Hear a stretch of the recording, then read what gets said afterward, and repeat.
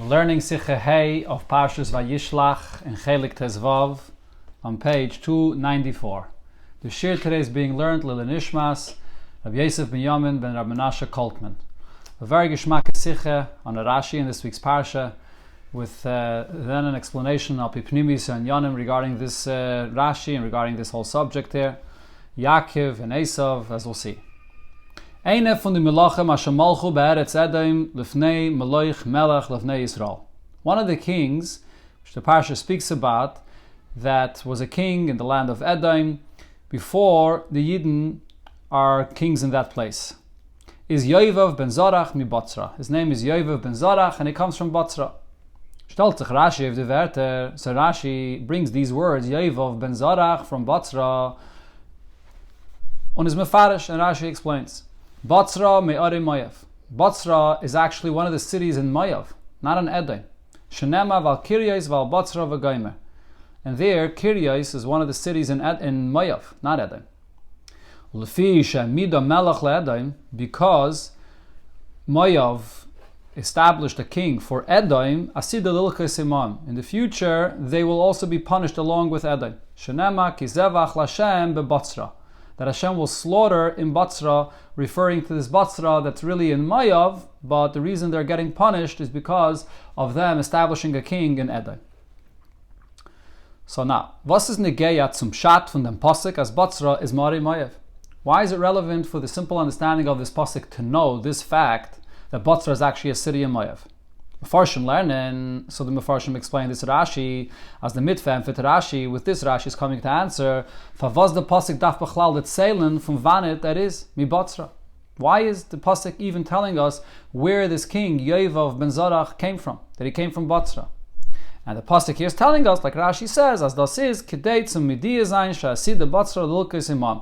It's coming to notify us that this fact, the punishment of Botzra, that in the future Botzra will be punished because it established a king for Edom.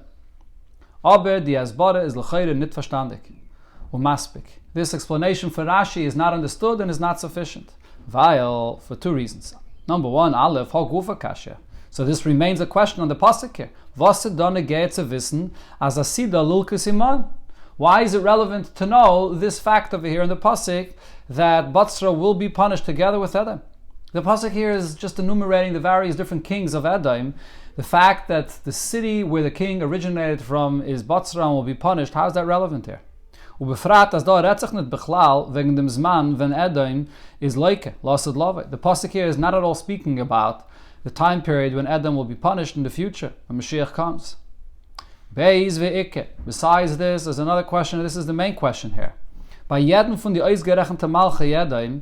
all of the mentioned kings of Edom here, besides one of them, is the pasuk mitzayin the Makom Motzei. The pasuk points out where he came from. Und if keine von sie stellt sich Rashi nicht up. On none of them, Rashi doesn't stop to explain what is this city that he came from. Und noch mehr, even more so, beim letzten Melech in the pasuk, is the pasuk Meisif, when it comes to the last king of Edom, the pasuk even adds more details about him. Not only the city he came from, which is Po, the name of his wife was Metavel. And adds more details, Bas Matrid, Bas Mezav, the daughter of Matrid, the daughter of Mezav. And Rashi does not clarify why is it necessary to have all these signs regarding one king to identify him. As Rashi explains what the meaning of Mezav is. It's from them move on. From the fact that Rashi regarding all other kings where it mentions their city or who they are, identifying them with certain simonim, so it's understood as al derech hapshat is das mechatchila ken kashin. In the pshat of the pasuk, this is not at all a question. Valderach hakasov was zum meisiv zayin pratim v'simonim. This is the way the pasuk describes and identifies people. It gives you different details and signs about them. Hein favashtel tzich Rashi ab dafka mi Botzra. So why over here regarding Botzra does Rashi stop and explain who's Yovav ben Zorach, that he came from Botzra, which is from Moav. Later in one of the ha'aras of the Sikha, the Rebbe actually also points out that the Dibra Maschel of Rashi, Yovav ben Zorach mi Botzra, is interesting because Rashi seemingly is only explaining Botzra. So why is the Dibra Maschel also Yovav ben Zorach?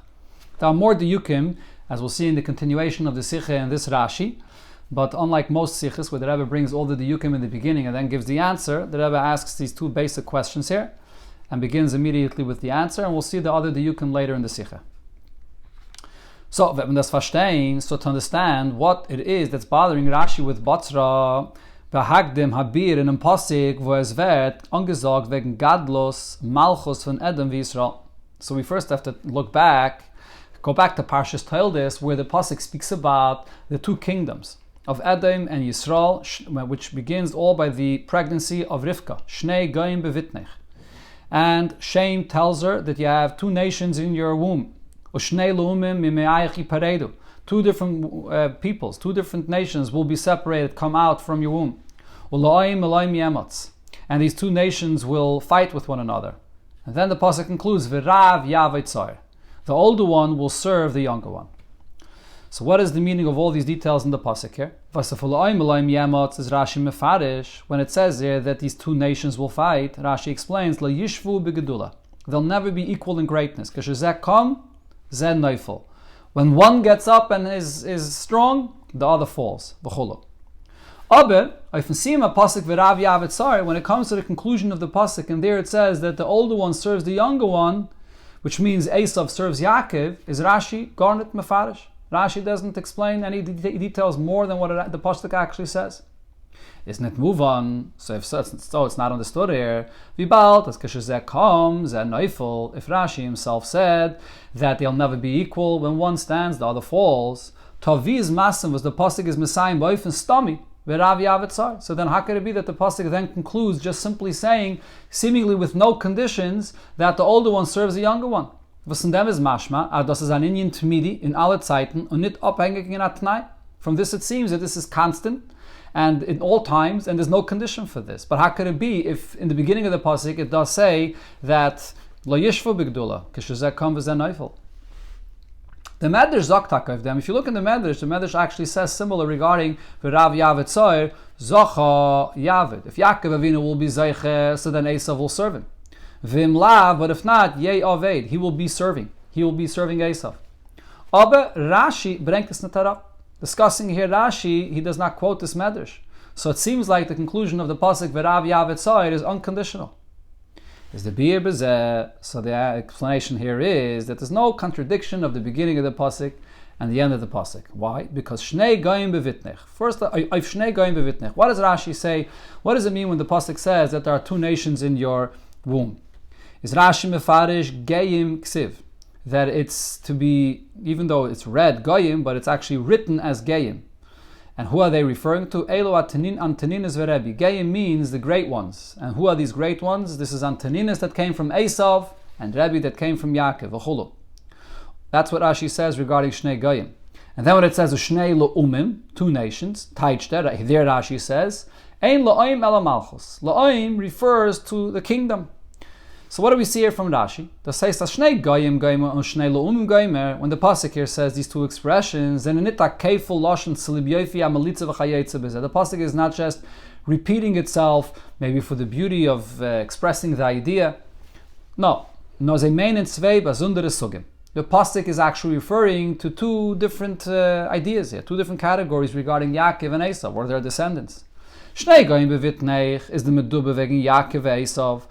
When it says Goyim, it actually refers to the two individuals of Yaakov and Esav. On Yitzchak Aletzeim als Ishim Pratiyim. And also, when it comes to their descendants as individuals. When it comes to Yidden, the descendants of Yaakov, and the descendants of Esav as individuals, on that the pasuk says Shnei Goyim bevitnech. Und Shnei Lo'umim Goyim, when it says the two nations, Retzach wegen Yaakov Esav als Mamloches. Here it's speaking about Yaakov and Esav as the kingdom of Yaakov, the kingdom of Esav. As Rashi says, Malchus.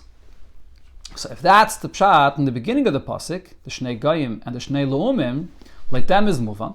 So according to this, it's also understood that the tzvei weitere geprotim in pasuk, that now the other two details that the pasuk further says, Ulo'im mil'oim yemotz v'rav yavetzar, kommen behemshech zu die tzvei friedige sugim. So what it says here, it's a continuation to the two categories that the pasuk begins with, the Shnei Goyim, which means Gayim, the two individuals, Yaakov and Esav.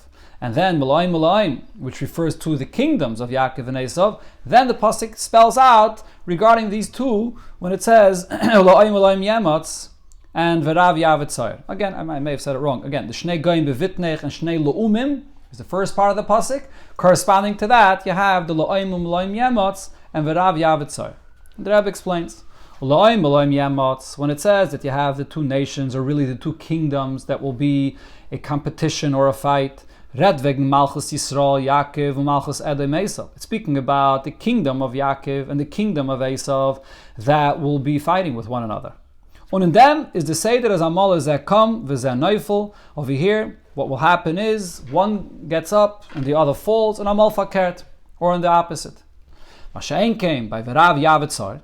But then when the pasuk says that the older one, Esav, will serve the younger one, Yaakov, Retzach wegen Yaakovin und Esavin und seire Kinder, it's speaking about Yaakov and Esav and their descendants als Ishim Protiem, as individual people.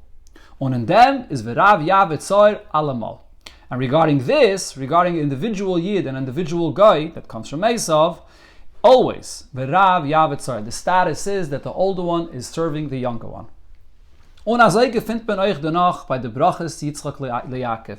We find later when Yitzchak benches Yaakov the same thing. As hat him gebenched, Yaakov was benched with Vayishlach geimer, that you will be a leader over your brother.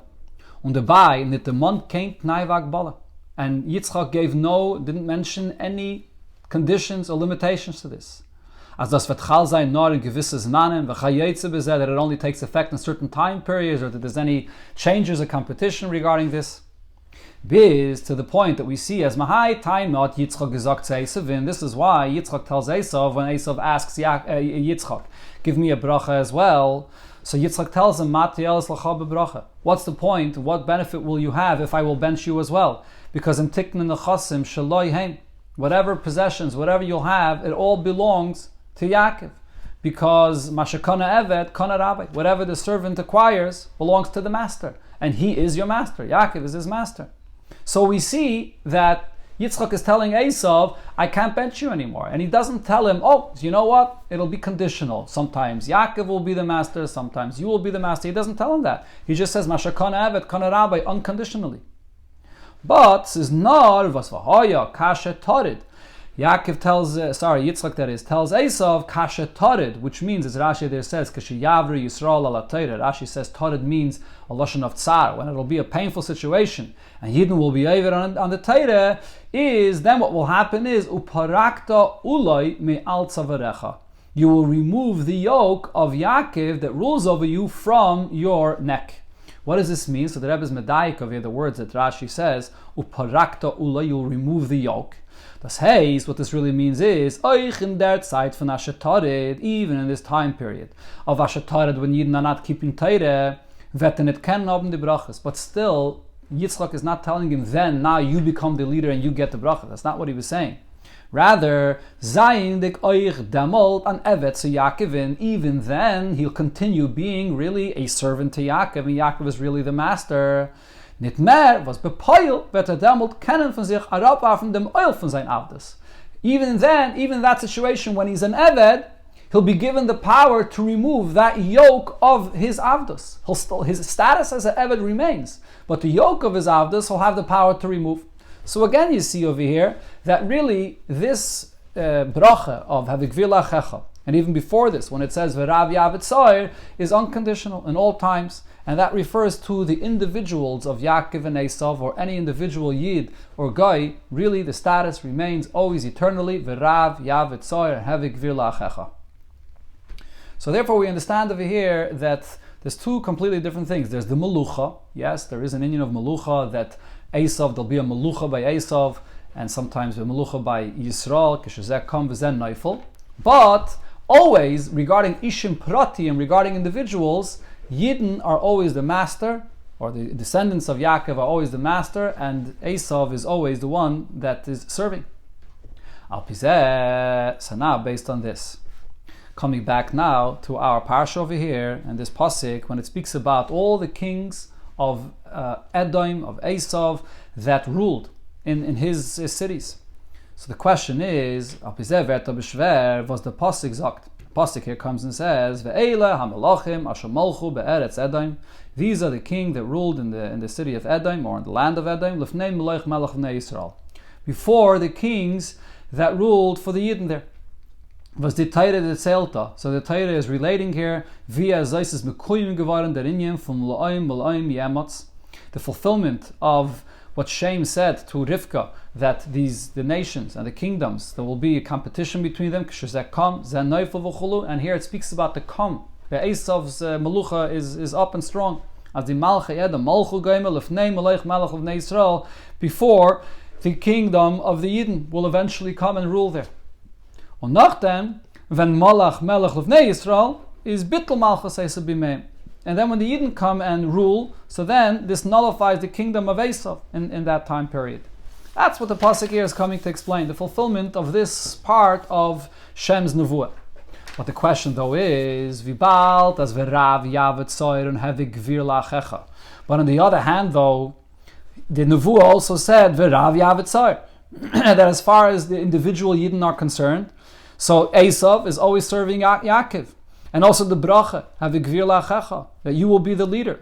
Is an Inyan Tmidi v'nigayet ishim pratim. So this is something which is constant and never changes when it comes to the individual Yidden and the individual descendants of Esav. Afile in imzman from Torig uperakta v'goymer ukanal. And this includes even the time period where Yidden are not keeping Torah and Esav is removing that yoke, but nevertheless he's only removing the yoke, but really he still is an Eved. If so, looking here at these psukim that talk about the time period when Esav is the king. Wie kommt es, how is it possible, as the Bnei Esav haben gehat Melachim, that the descendants of Esav had their time when they ruled and they had kings, in Zeir's man in their time, Punkt Azevi Bnei Yisrael in Zeir's man, and it seems to be identical, the kayach of their Melucha, including also the individuals of the kings that were there, and the individuals of the descendants of Esav. Their Melucha is exactly identical to the Melucha of the Yidden that comes later. On kein chiluk welche soll sagen, and we don't find any distinction which should express the point that have a gevir lachecha and alles manim, that should express this idea here that regarding individuals, Yidden are still the leaders over the Goyim.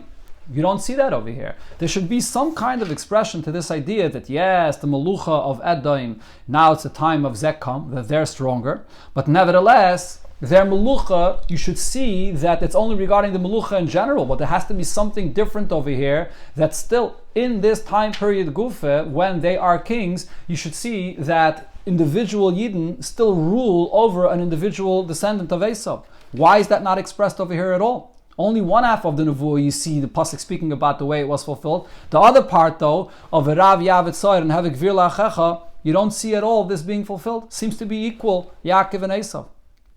Kanal, again, as the Rebbe mentioned before, as Vahoya Kashetorid is not Ufarakta Ulis. The Rebbe Bavarans, again, you may say, well, after all, even regarding this, that regarding individuals, Yaakov remains the ruler, but Esav throws off that yoke though. So maybe you won't see any difference because Esav threw off the yoke. So even regarding individuals, you can't see how Esav is serving Yaakov in any way.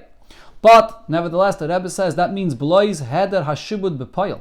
That means that he's not actually subjugated. Aber nit as Esav soll sein Gvir und Melech. But not that regarding the individual king that comes as a descendant from Esav, that he is truly the king. The individual king that's a descendant from Esav, he is not really a king. He's really a servant. So therefore, in the pasuk, we should see over here somehow that this individual king is not the same as the king that it is by Klal Yisrael. A Klal Yisrael, when a Yid is a king, he's truly a ruler over Edom. Not only the kingdom, but the king himself. But over here, when it comes to Edom, yes, you have the kingdom of Edom that rules. But how about the king himself? The king himself is not really a king, he's an Eved. So how does that express itself? Where do you see the difference between the king that descends from Yaakov and the king that descends from Esav? Is the beard in them? So over here, the explanation is in the pasuk itself that describes the kings that ruled in the kingdom of Edom. The Parsha Leim Bavarin, so the Parsha itself clarifies this and says, as Durech zugeben bei jedem von dem Malchi Edom, dem Mokim oder Stadt und Wannet der Stamm. That it adds and it says regarding these kings of Edom, the place or the city from where he came from. was die alle Erte seine nit von Eretz Edom. All of the places that it mentions here, the names of the cities that they came from, are not from the land of Edom. What does this mean? The mit is the Torah madgish. With this, the Torah is emphasized because that's just writing the names from where they came from as to a sign for identity, who they were. But rather, it's coming to emphasize as the Malchei Edom, the actual kings themselves. They're actually not descendants from Esav, nor from andere Medinas and Bemele from andere Ummos. They come from different countries, and therefore they're descendants from other nations. So yes, true that the Mala'im Yemetz means regarding the kingdom. There is the time period where Edom is the kingdom of Edom rules, but the actual individuals, the king himself that ruled in Edom, he's not a descendant from Esav at all. And therefore, we see over here the fulfillment of the other half of the bracha, V'rav Yavet Soir, that when Edom rules, the individual king there is not from Edom. When Yaakov rules, and when the descendants of Yaakov rules, the kings are the Yidden that rule. Okay, so this is in general regarding all the kings that it speaks about over here. But now let's come back to Yovav ben Zorach mi Botzra. How about Yovav ben Zorach mi Botzra? Is this also a king that's not from Edom? Of them, be it is Abadas Tire from Yovav ben Zorach mi Botzra. But over here comes a question and a contradiction to this idea from this king of Yovav ben Zorach that comes from Botzra. Was es is mashma as the Melech Yovav is Yegeven from Bnei Esav. Here it seems that he was a king that did descend from Esav. For two reasons. Varum, Aleph number one, Zorach is eine von the Alufe Reish Mishpachas Bnei Esav. Earlier it mentions Zorach as one of the generals, or one of those heads of the families of Esav. Seemingly he was a descendant from Esav. Beis, another point there is, Bekama Mekaimis in Nevi'im, in some places in Nevi'im, and the Rebbe is Mitzayin, a bunch of places in the Hara here, Vert Botzra, der Mond, Beshaychis, zu Eretz Edom, it's mentioned over here that Botzra is part of Edom. There's the Funis Mashma as Botzra is a stat in Eretz Edom. So since it's mentioned together with Edom, it seems like that Botzra is a place in Edom. So if so, both Yovav is a descendant from Esav, Botzra is in Edom. So if so, it comes out that here we do have a king, an individual that descended from Esav, and he was able to rule over the Yidden. He wasn't a servant to Esav to Yaakov, that is. He was a real ruler. So how could that be if it says that regarding Ishim Prati and regarding individuals, the descendants of Esav will never be rulers? That's why Rashi comes in and says that no, Botzra is from the land of Moav. And he brings a clear proof. It says Kiryais and then it says Botzra, and Kiryais is clearly a city in Moav. Was die alle dort ausgerechnete Städte sind von Eretz Moav. All cities mentioned there are from Moav. Und wie der Pasuk is dort Messiah, as the Pasuk there concludes, Va'al kol ore Eretz Moav Gomer, and so to all these cities in the land of Moav. And das is and this also proves as Yovav ben Zorach is nit from the Bnei Esav. So it's a different Yovav. This Yovav, even though it comes from Zorach, but it's a different Zorach, not from the descendants of Esav. Warum stammt von Eretz und Bemele von the Bnei Moav. He comes from the land of Moav and from the descendants of Moav. Und das, was mir gefindt, bekamen Mekaimis as Botzra Werte Mond in Zusammenhang mit Edom. Now the question is, but don't we find in Nach many times that Botzra is mentioned in connection with the land of Edom? So now we understand the continuation of Rashi. Is Rashi das Masbe behemshich pirushay? Rashi explains this with what he continues and says,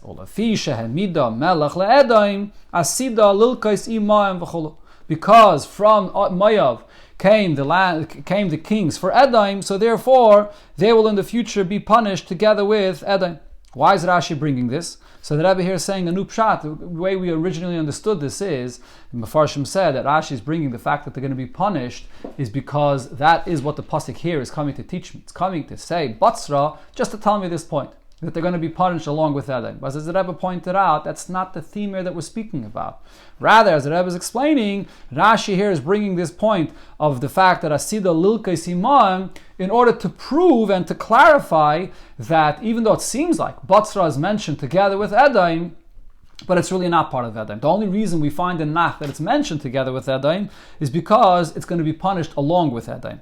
Und der Rebbe ist in die Erde, wo es Retzach wegen der Puranius, was der Rebbe wird bringen auf Edom, when the Psukim speak about the punishment that the Rebbe brings on Edom, wird dat euch der Mann Botzra, So Batzra is mentioned because Batzra will be punished together with Edom, but it's really not part of Edom, and really Batzra is a land in Moav, as Rashi brings the raya from another pasuk, Val Kirya is Val Batzra v'Gomer. So this explains and this answers all the questions that the Rebbe asked in the beginning of the Sikha, why Rashi is clarifying Bechlal regarding Batzra. The Rebbe says here, completely new pshat, an unbelievable pshat here, beneged to the Melucha of Esav and the Ishim Pratim, the individuals, that you don't ever have an individual of Esav that rules over Yaakov, and therefore we must say that all the kings did not come from the descendants of Edom, including Yovav ben Zarach that came from Batzra. And here in one of the Ha'aras, the Rebbe points out that Rashi quotes the word Yovav ben Zarach as well, not only the word Batzra, because according to the Rebbe's pshat, Rashi is not only coming to clarify what Batzra is doing in the pasuk, but rather Rashi is also coming to clarify Yovav ben Zarach, but that seemingly Yovav ben Zarach, since his name is Zarach, he is a descendant of Esav, and therefore Rashi is answering that no, this is a different Zarach, he came from Moav. Now, the Rebbe will continue and explain some of the details in the rayas that Rashi brings from the psukim, that he brings from Nach, the pasuk Val Kirya is Val Batzra, and the pasuk Kizevach Lashem beBatzra. The exact details of how Rashi quotes those psukim is very precise.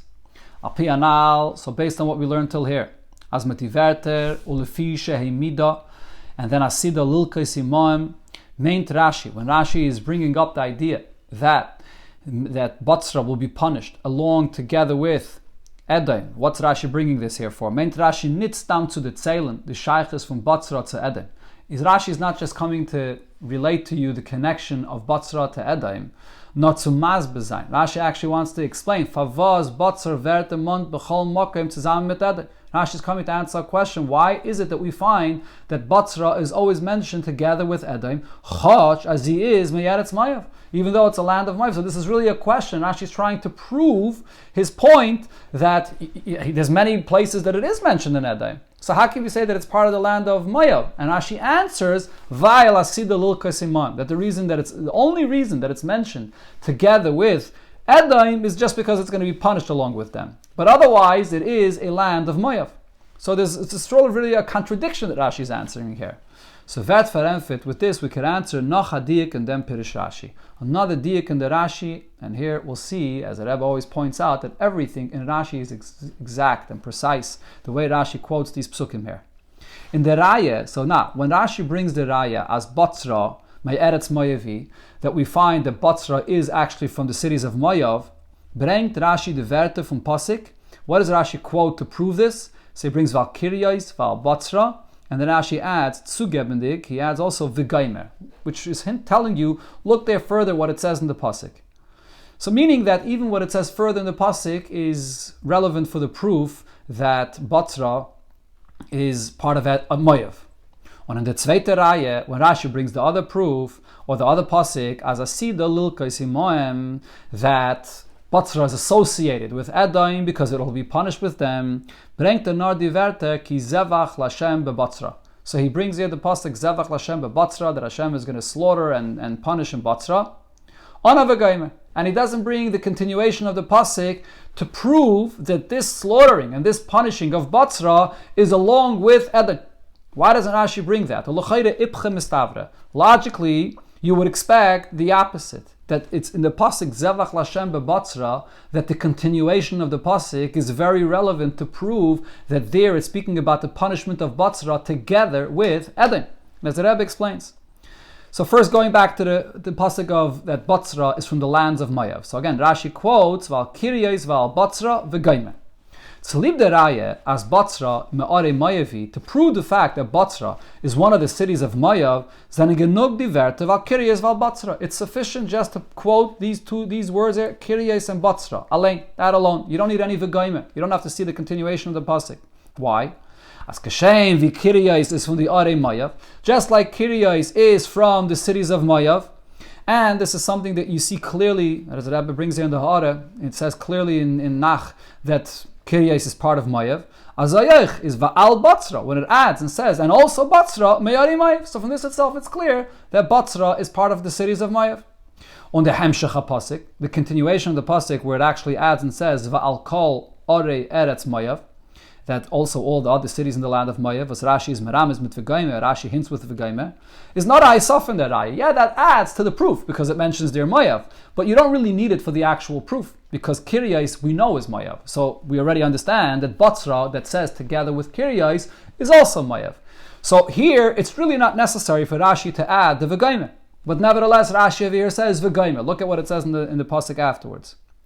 Dakegin, on the other hand, the Rayas Batzra is a Sida Lilkais Imoem, the fact that Batzra will be punished, and it's not being punished alone here, but it's being punished together with Edom, zusammen mit Edom, is nit von die Werte ki zevach Lashem be Batzra allein. There's really no proof from just these words that Rashi quotes that Hashem will slaughter in Batzra.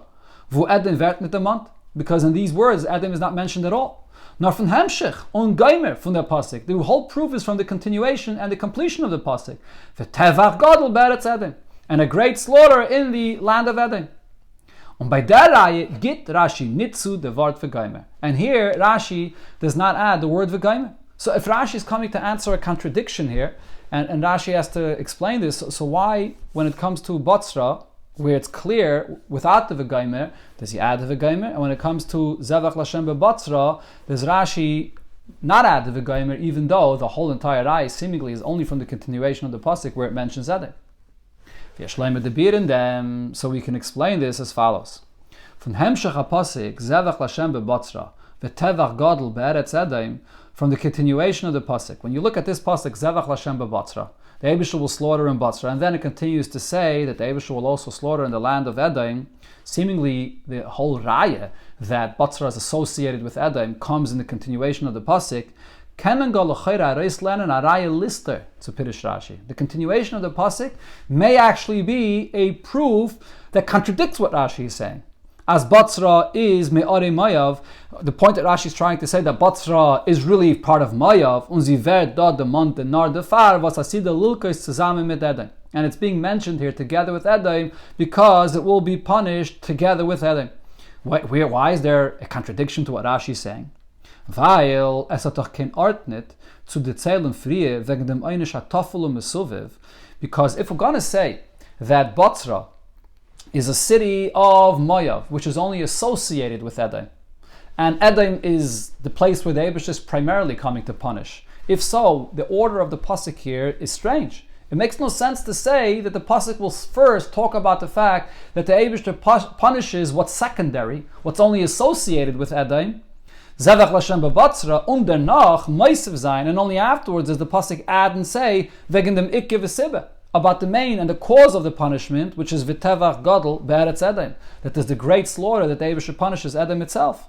So there's something wrong over here in this pasuk, according to the way Rashi is explaining this, seemingly. If the main punishment is Edom, so why does it not begin with V'tevach Gadol be'eretz Edom, and then add, in addition to Edom, also the Zevach Lashem beBatzra, which is associated with Edom? But that's not what it says here. It says first Batzra, so therefore the continuation of the pasuk seems to be a contradiction to what Rashi is saying. Not mekan faremferen. This question we could answer b'deichik al kalpanim, and this is a deichik, but unazoi vet memuzen ein lernen like Rashi. This is how Rashi is learning this pasuk here. As der vav fun v'tevach gadol geimer, when it says over here first that the Eibush slaughters in Batzra, and then it adds v'tevach gadol, and also the great slaughter of Edom, which is really the source of the punishment, is nitkein vav amaisiv. That vav actually should not be translated as and. In other words, a secondary, additional thing that comes along with the punishment of Batzra. Was dan wird schwer kanal, because then you'll have the question, why are we saying that the punishment of Edom is only and? Secondary. It's not secondary, that's the main source of the punishment. Nor, rather, a vav hamafsik. It's a vav which is coming to separate. Sometimes a vav could be used as a separation. That the pasuk is saying the Eibush will punish Moav, number one. Then another point, number two, the Eibush will also punish Edom. Two points that the pasuk is saying. So the vav is sort of coming to separate them one from another. So if we're separating, so you can't anymore ask, why does it talk about the punishment of Batzra before it talks about the greater punishment and the source of the punishment that's with Edom? Because the pasuk is sort of mentioning them side by side as two separate points.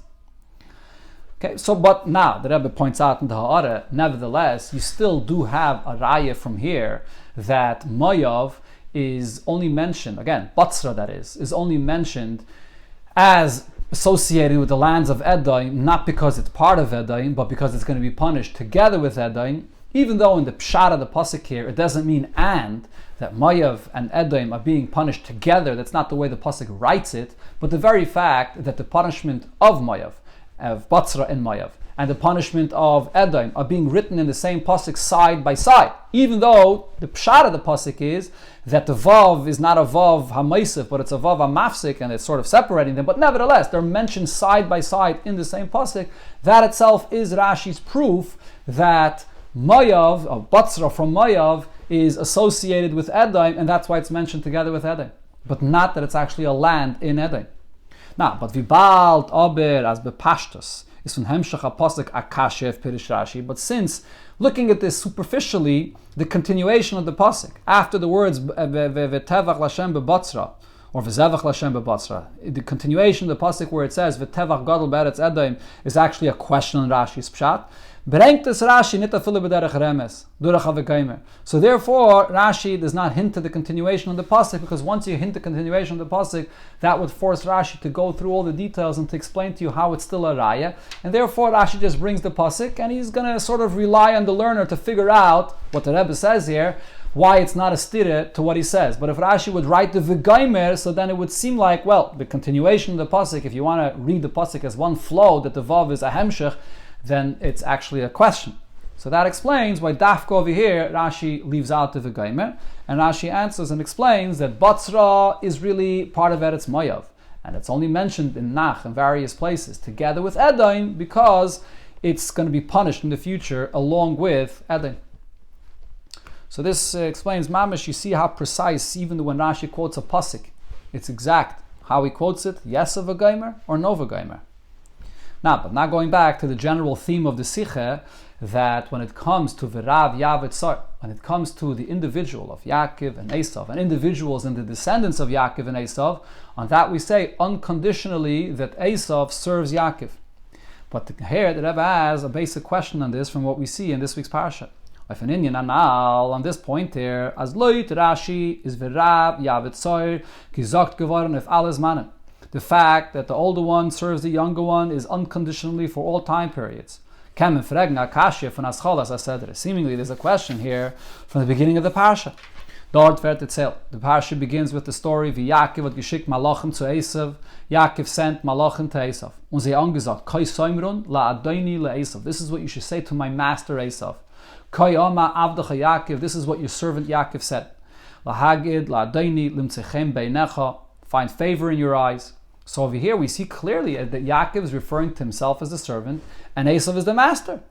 And the pasuk later says as well, as Yaakov had geschickt Adoinen zu Esav, Yaakov sends gifts to Esav, and hat sich mishtach gewen for him sheva pamim. He bows down to him 7 times, und ihm angerufen kama pamim Adoini.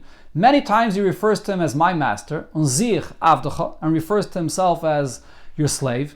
Was l'chayre is das alles der Heipech von V'rav Yavetzar. This is all stands in stark contradiction to the unconditional nevuah of V'rav Yavetzar, that the older one is the one that has to serve the younger one. So Yaakov is the master and Esav is the Eved. So how do we explain the story in the beginning of this week's parsha?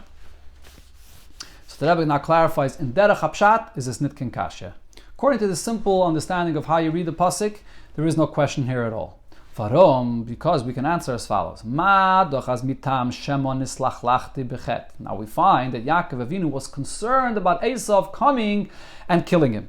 And why was he concerned? Didn't he have a promise from Hashem when Yaakov Avinu in Parshas Vayetze, in last week's Parsha, when it speaks about Yaakov going to Charan, so over there, Yaakov made a neder that if the Eibishter will protect me, and so Yaakov over there got the Eibishter's promise that the Eibishter will protect him from Lavan, protect him from Esav.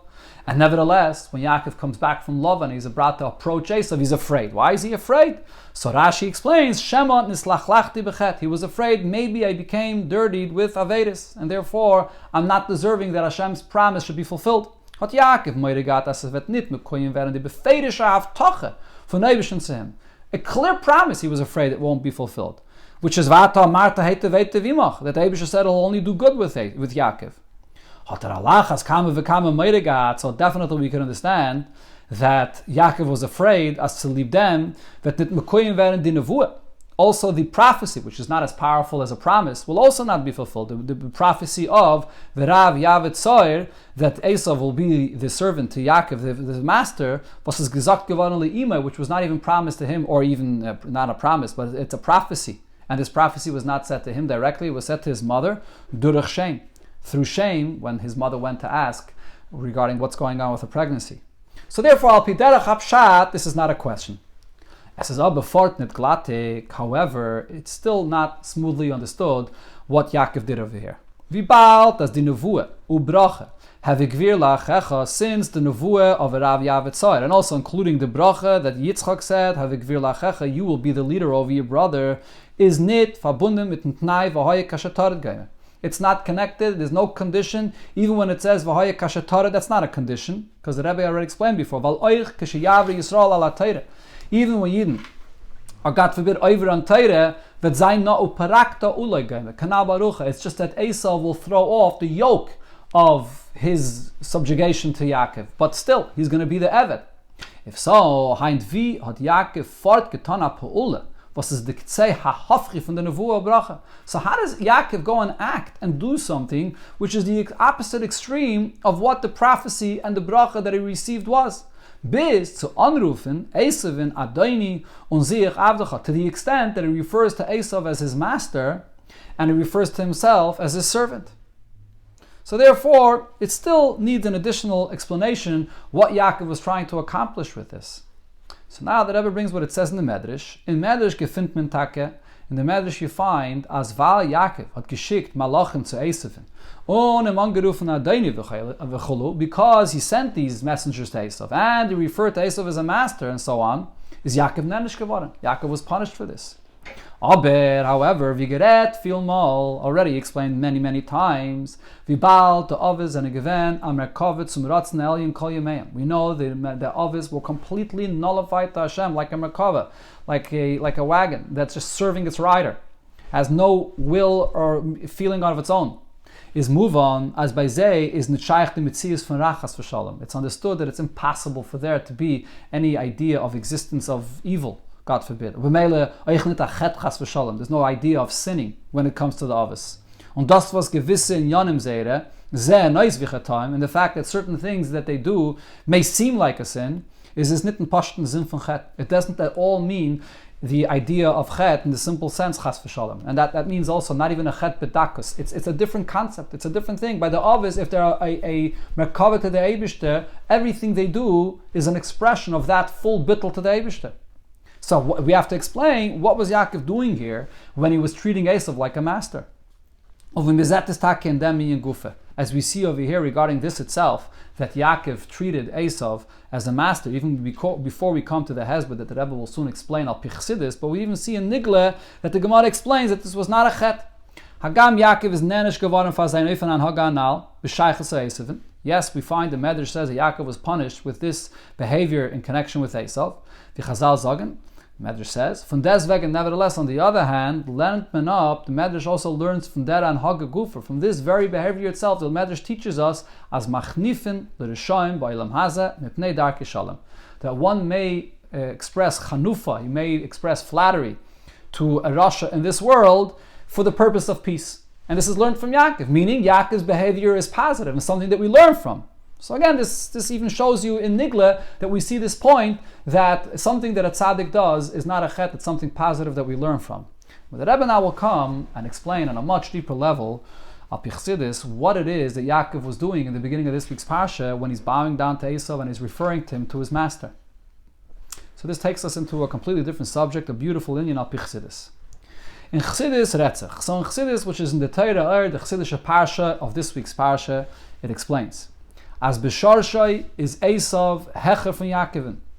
In his root, where Esav comes from, he really comes from a higher place than where Yaakov originates from.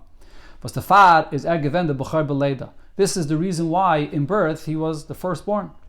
Und durch dem, was Yaakov is mevarer bechinas Esav, when Yaakov comes and refines and elevates the level of Esav, who he is below over here in this world, is in Yaakov and Meir an Oyer Naila from Sharsha Shaleso. So then what Yaakov will receive is, he gets this tremendous revelation of the Sheidish of Esav, who he is above us, as Hechav and Sharsha Yaakov, which is even higher than the Sheidish of Yaakov. And this is what Yaakov is trying to accomplish and access and receive from Esav here.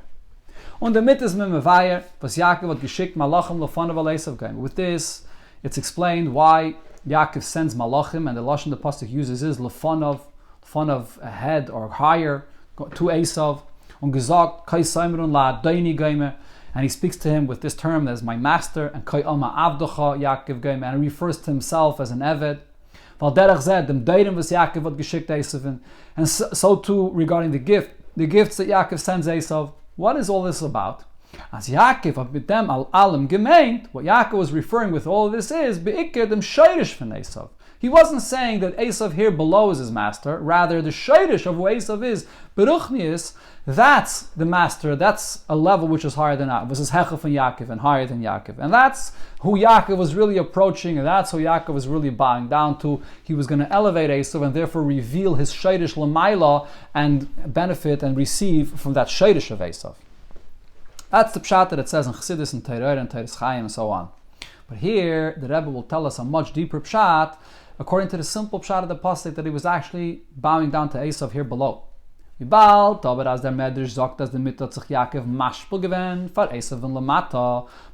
Medrash tells us that when Yaakov was bowing down to Esav, he lowered himself down, not only to Esav's Sheidish above, but to Esav here below. Und is der Fall nenisch geworden, and the Medrash says about a punishment, darf man sagen, so we must say, as euch der Pirish, there's also this pshat of the Medrash, as Yaakov had geschickt the Malachim v'doinen cholu to Esav and Dolamata, that he's sending the Malachim and the gifts and so on to Esav here below, is ois gehalten, euch al pipnimi yisan yanem. This is something which has meaning, even according to the deeper pshat of how Yaakov is approaching Esav, that Yaakov is trying to refine and elevate Esav. So Chassidus tells us that therefore he was trying to get from the Sheidish of Esav, but there's also a meaning and a significance to the fact that Yaakov, while he's trying to refine Esav, is bowing down to Esav here below. So how could that be? What's the pshat in this? So the Rebbe explains, what's the process here? How is it that you come to be mevader a person like Esav? There's two ways how this could be done. Let's see. Is the beard in them? So the explanation here is as follows. In Nitzachin hara o birurei, when you defeat the evil, or you refine the evil, zeneda b'chlalos tzvei erfarim. So generally speaking, there are two different approaches how this can be done. Ein oifen is, one approach is, durich giluyah, by revealing tremendous level of light of holiness. Der mevarer, the one that's coming to refine, is mamshech of der mizbarer, comes and draws down and brings down on the entity of the one that will be refined, an oyer gadol v'nailuf and kedusha, a very great and intense revelation of holiness. Und durch dem was der oyer leicht beteikif. And when this revelation is so powerful, vet nitche der ra und choshech. So this truth of this light of kedusha is so overwhelming and so powerful, it dispels any evil and darkness. Und es wer is bar und es alle the nitzaitzes kedusha v'zenen da in him. And automatically this reveals the source of these holy sparks that were there stuck in this place of evil. But because when you bring such an intensity of Kedusha, such an intensity of the Eibishter and the truth in the world, so b'derech memela, the falsehood and the darkness, it melts away and it all becomes bottled to Kedusha. That's one approach. But then there's a completely different approach. Is b'derech eslapshus, by coming down to the level of the choshech itself, in clothing itself, meaning investing yourself in the world and in the opinions of the existence of the evil itself. Der mevarer los zacharop l'mokim hamizbarer. The one that's coming to refine doesn't just overwhelm and reveal a tremendous gilui that eradicates and annuls the recipient, but rather you're coming down to him on his level. To the place, to the level of the one that's getting refined. You're having a conversation with evil. You're talking to it. The evil presents itself with its ego and it has an opinion and it has feelings. You're going to talk and reason with him and explain to him on his level why the Eibishter is the best thing for him, and you're going to therefore bring him around and transform him that he should come to this. And for that, the Rebbe adds, you have to be belovushi amizbara. You have to speak to him on his level. When you bring a oir gadol v'naila of kedusha, you just reveal the tremendous power of amunah, the power of the neshama of a yid, which automatically, once you have that amunah so powerfully revealed, so then all sfekas, all doubts, and all ego is gone. Doesn't have place when such amunah is revealed. But here you have to come down to the level of the mizbara. You have to speak to him. You have to reason with him, understand his opinions, understand his feelings. Und durch der, his askes mit ihm, is mahapech dem ra'ale toiv. Over here what you accomplish is, you don't dispel the darkness, but now you're able to transform him himself, that he should come around and become included and involved in this kedusha itself. Those are the two approaches, which is not only two approaches in how it's done, but also the result is very different, as the Rebbe explained there. Jede von die zwei Ifanim hatten sich am Meile legabe dem Zweiten. Each one of these ways has a certain advantage that the other doesn't have. Benegeya dem mevare, regarding the one that's coming to refine and to reveal the holiness of the Eibishter, is da Yisra and Ershn Neufen. There is a big advantage in the first approach in them, in the sense, was der Bitter is nit verbunden mit der Yeride von mevare. So to go down and to refine in this way, when you're just revealing the intensity of the Kedusha you have, so then you're never leaving your place. You're never leaving your world. You don't have to go down to his level. Hayais as the bitter is beifen as a state baf dollar von him is bara. You're refining him. How? By just extending your holiness and bringing out and revealing your holiness, but you're never going down to the level of the place or the entity that has to be elevated. Which is not true in the second approach, is the chamis avik im chulu. So Chazal tell us that if you have to come and wrestle with someone that's dirty, so then you yourself are becoming attached and affected by this dirtiness. You're going down to this level. The mevare mushtein and ayiride. The one that's refining has to come down, is to descend to his level. The gabiz and friya de gedarge is to leave the level that he was on before. Biz does kenna fil geidim zayin achesaron in him. So this can cause, at least temporarily, a certain chesaron. You got to come down from your level. You have to come down from your world, leave your place where you are, and go down and deal with these opinions that are questioning godliness, that are questioning the truth. You have to actually contend with them. It's a whole different approach. So it's a big yirida. That's on one hand. So regarding the mevarer, it's a much easier and much more powerful experience for him, where he can be mevarer without leaving his place where he is, his place of holiness. The negeya zum mizbarer, on the other hand, regarding the entity which is being elevated and refined, aber es verkehrt, over here, it's the opposite. In the first approach, wie bald dass der Bitter kommt noch durch dem Gilui, since the refining process is happening by revealing a light from above, wird nicht aufgetan in dem Mizbarer mitzad atzma. You're not accomplishing anything. You're not working along with the entity itself that has to be refined. Is the bitter b'derech tchiyah bittul. So therefore the refinement is happening how? By rejecting, by nullifying its existence, by overwhelming it with this intense revelation that just nullifies it. Mashenken in zweiten Neufen was der mevarer sich misasik. Over here, the second approach, the one that comes to refine, is taking the time to occupy himself b'derech hislapshus, and putting yourself into the mind or into the whatever the entity is to deal with it. In the mizbara b'matzavai ubichinasai, in his condition and on his level, payoltat of the mizbara gufe. Over here, the impact you have is completely different. You impact him, his entity itself, as b'mitziusai, he for what he is, with his feelings, with his opinions. Zalver ois managid on halav astar of kedusha. That is transformed. That now he, in his world, with his opinions, will now understand and feel the holiness that you brought into his life, that he gets connected, he gets elevated and becomes part of Kedusha. So as far as the Mizbarer is concerned, this is a much greater bitter when you can transform him himself. So these are the two approaches in general regarding elevating Chayshech into Eir, or either by dispelling it or by elevating it, as the Rabbi explained by Riches. So now, what's the ultimate purpose amongst these two? Der Tachlis HaKavane is der Aveide von Teiro, in der Aveide von Teiro Mitzvahs is doch, what's the ultimate purpose? And the intention of Hashem creating the world and with the fulfillment of Teiro Mitzvahs.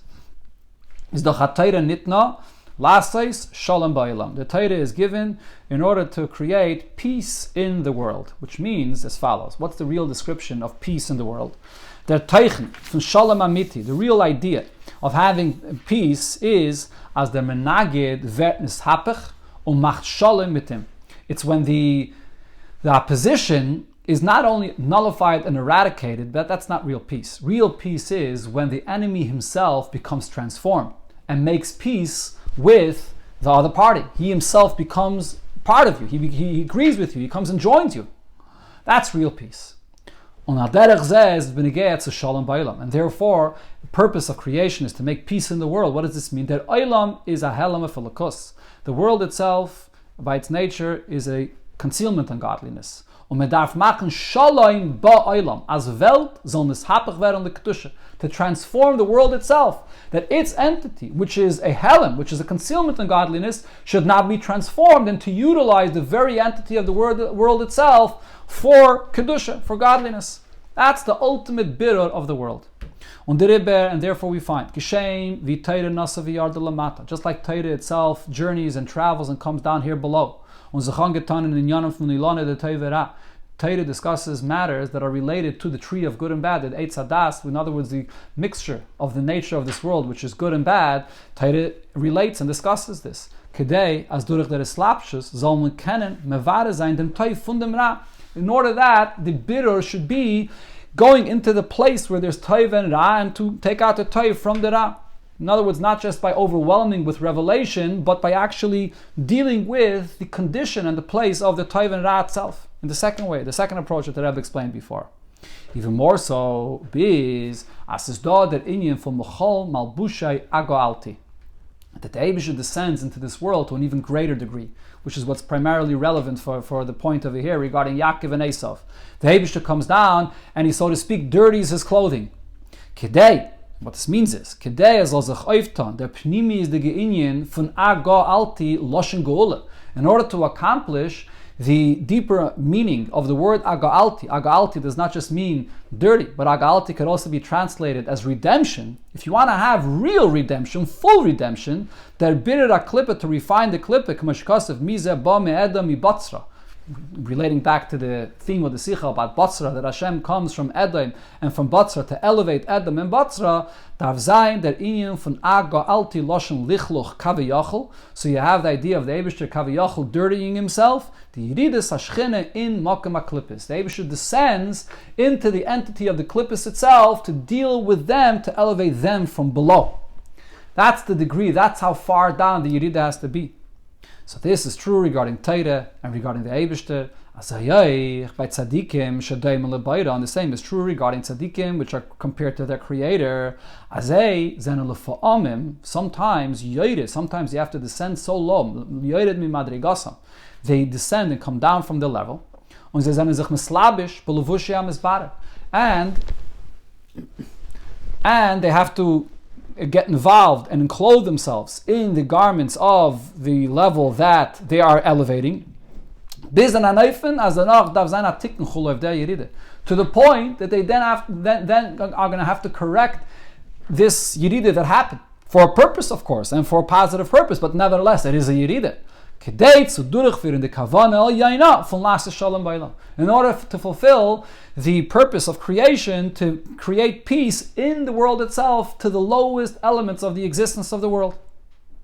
So this is how far this level of birur goes. The second approach, the Rebbe is saying here, to go down to the levushim of the mizbara, to come down to the place and the condition of the mizbara, what's being refined, it goes so far that it's a yiride into the klippe itself, to the point that there's lichloch, to get dirtied, and there's a real yiride in order to elevate it from its the lowest place. Now, so this explains, coming back to Yaakov, what he did here when he came and approached Esav. Das ist echt der Tam. So this is also the explanation for was Yaakov hat sich mashpel gewähnt for Esav. Why Yaakov, when he came and he approached Esav, so he descended down. He lowered himself down in front of Esav. Not only the pshat that the Alter Rebbe says in Torah, which means that it's referring to the fact that Yaakov wanted to receive from the shayrish of Esav, which is his master. Navier is lamata. He lowers himself down here to the level of Esav here below. Even though the nevuah and the bracha is v'rav yavitzar, that Esav has to be the one that is going to serve Yaakov. And the reason is, like the Rabbi explained before, the shleimus habirur from Esav is, when do you have the full and complete refinement of Esav himself, when Esav mitzazich is moide as es dar sein v'rav yavitzar. That's when Esav himself comes to admit that now this becomes his opinion, that he admits that I have to be the servant to Yaakov. Not only because this is the nevuah or this is the bracha of Yitzchak, but he himself comes to admit this. And kedei das aufzutan, in order to accomplish this, hat gemust sein, nit nur der Birer b'derech Gilu. So the refinement over here is not only Yaakov coming as a master and revealing from above to below to Esav, nor oich di eslapshus amavarer b'levushi amizbarer. Yaakov, that is coming to Esav in clothing himself, putting himself into the level of Esav himself. Yaakov comes to Esav and says, so you're my master. In other words, when you say master, I'm ready to listen to you. Let me hear your opinion. What do you have to say? So Yaakov is sort of a recipient. He's going to listen to Esav and reason with him, and then that's how he's going to be able to be mevared him. In that sense, Esav becomes the Adain. So yes, that's what it means there. He goes down to the level of the Mizbarer. And therefore there's a tremendous yirida that happens to Yaakov here, the mevarer, that comes down to refine him. To the point that this is considered to be a chesaron, as the Medrash describes as this was a chesaron for Yaakov coming down. All, of course, for the purpose. So this is not a chet at all in any sense. Adarabah, this gufa is the purpose to temporarily go down to this level in order to elevate Esav. And this actually expressed itself over here regarding this case, regarding Yaakov and Esav, and then was Yaakov hat sich mashpe gewen for Esav. Yaakov lowered himself down to Esav. Und dafke durch dem hat gepeilt. He actually was successful, and he affected Esav as Esav soll sagen, Yihi lecha shalach. Whatever is yours is yours. And Rashi there says, Kan hoideloi ala brachas. Here. And the Rebbe emphasizes here, it's only now that he was made on the brachas, because even if before, by force, he had to accept it, he had no choice, and it was from above, from the nevuah, the bracha, but now here, he, from below, he himself admitted to these brachas, kailel the bracha von hevi gvir la'achecha, which also includes the bracha that Yaakov is a leader over you, over Esav. Biz, and this will finally bring us to some bitter von Esav, the full refinement of Esav, was wird sein begilui lasad lavai, which will be revealed in the future when Mashiach comes, asha avai el adaini seira, that I will come to my master and sayer, ven va'olu mashim ba'artzia and lishpat eshar Esav. The Yidden will go up and Hartzia, and then there they will judge also the mountain of Esav and the Hoisa la Havaye Hamalucha. The kingdom will all breed the Eibishter's.